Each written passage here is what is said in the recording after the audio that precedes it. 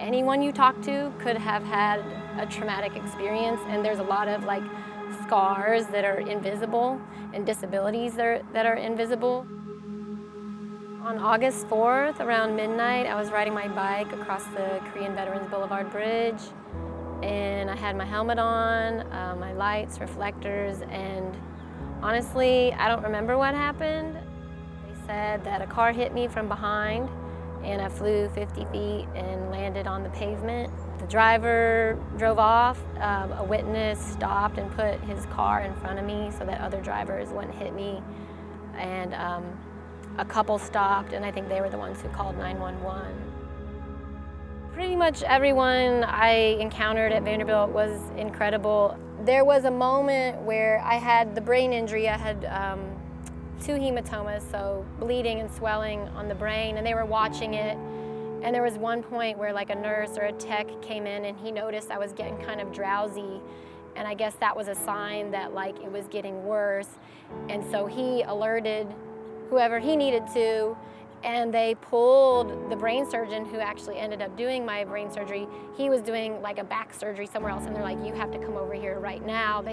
I guess my brain was shifting because of the swelling, and so they did an emergency craniotomy and opened the skull and drained the blood off. And I mean, that tech, that nurse, I don't know his name, he probably saved my life. You know, the witnesses who stopped, they were the first people who saved my lives, and then the EMT, and then all the people.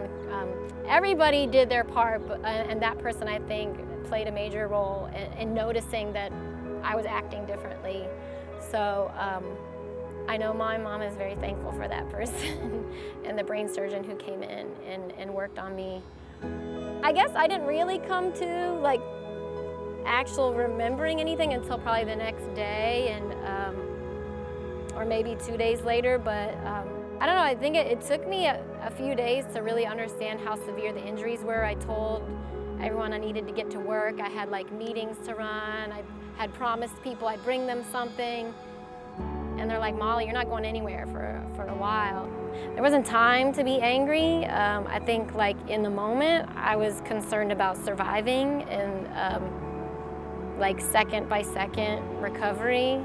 So really it was just, what can I do every second to get better, to, you know, get off certain medications, or to not have to use my walker anymore, or to get the cast off. Like, how can I make improvements every day?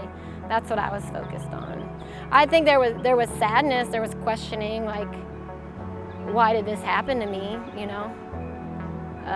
But never anger. But I think going through an experience like I had allowed me to see what that can feel like, not just what it's like to go through a traumatic experience, but how it impacts you. Like, your default stress level may already be like higher because of the trauma that you've been through, so that when more stress is added, it can be harder to respond to in like a healthy way or appropriately. It just makes you understand why people react the way they do in certain situations. So it's made me more sensitive to that, for sure. I mean, I'm experiencing it myself, and so I can kind of see that in other people. And so that kind of experience just made me see people and life in a different way.